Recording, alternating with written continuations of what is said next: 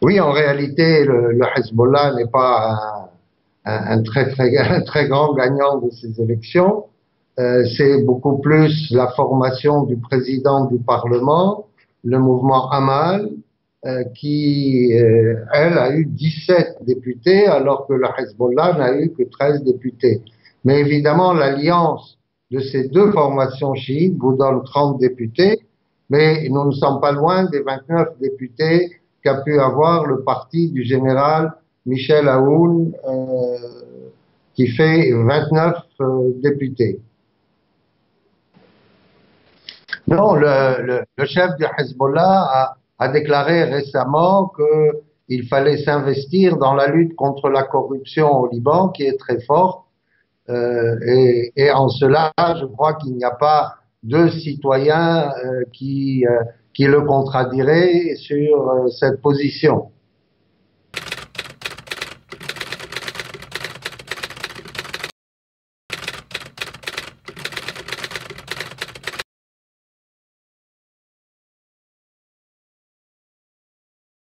Non, le Liban est d'abord et avant tout et traditionnellement, si vous voulez, un domaine privilégié de l'Arabie saoudite, laquelle l'a rappelé à tous les Libanais il n'y a pas longtemps, en pratiquement séquestrant le Premier ministre libanais à Riyad.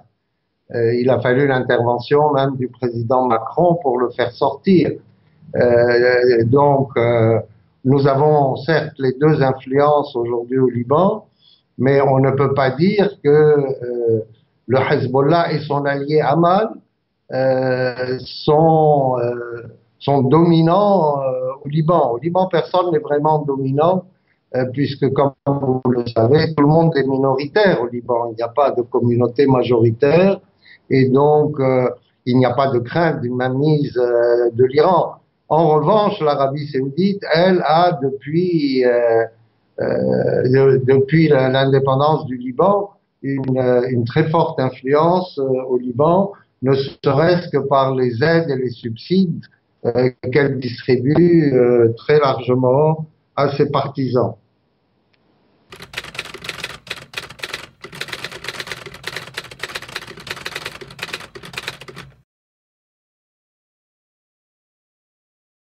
Non, je ne crois pas. Il y a un équilibre de la terreur qui s'est établi depuis les résultats de la guerre de 2006. Je rappelle, ça a été une guerre de 33 jours où finalement l'armée israélienne a été tenue en échec par le Hezbollah et a subi de très lourdes pertes. Depuis, s'est installé un équilibre de la terreur. Personnellement, je ne vois pas à l'horizon de guerre entre le Hezbollah et l'État d'Israël.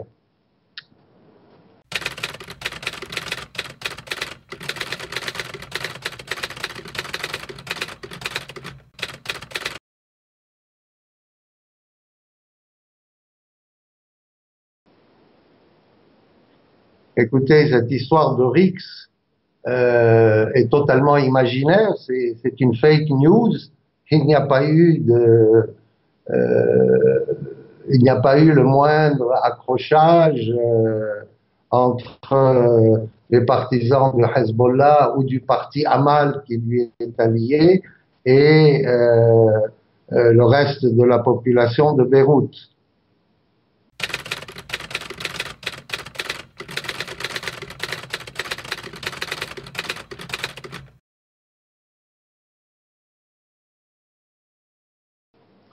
Oui, mais vous savez, aujourd'hui, la plus grande force chrétienne est celle du général Aoun, qui est par ailleurs président de la République, qui a eu 29 députés à l'Assemblée, ce qui est vraiment extrêmement important. C'est le plus grand groupe à l'Assemblée nationale libanaise et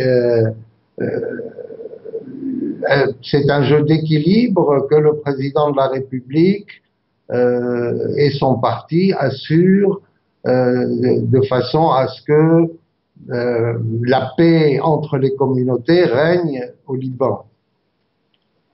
Et il n'y a pas eu du tout de rixe entre partisans du Hezbollah et partisans du parti du futur du Premier ministre.